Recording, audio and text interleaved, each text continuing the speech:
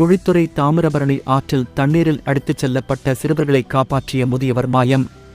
கன்னியாகுமரி மாவட்ட மலையோரப் பகுதிகளில் பெய்து வரும் தொடர் மழை காரணமாக குழித்துறை தாமிரபரணி ஆற்றில் வெள்ளப்பெருக்கு ஏற்பட்டுள்ளது.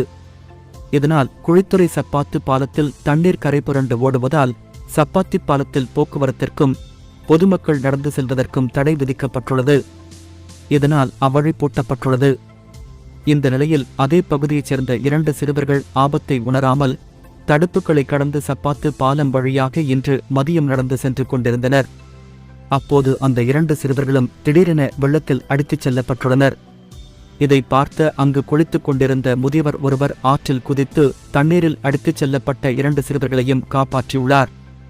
ஆனால் சிறுவர்களை காப்பாற்றிய அந்த முதியவர் தண்ணீரில் அடித்துச் செல்லப்பட்டு மாயமாகியுள்ளார். இதுகுறித்து உடனடியாக குழித்துறை தீயணைப்பு நிலையத்திற்கு அப்பகுதி மக்கள் தகவல் கொடுத்தனர். உடனே சம்பவ இடத்திற்கு வந்த தீயணைப்பு வீரர்கள் தண்ணீரில் அடித்துச் செல்லப்பட்ட முதியவரை தேடி வருகின்றனர்.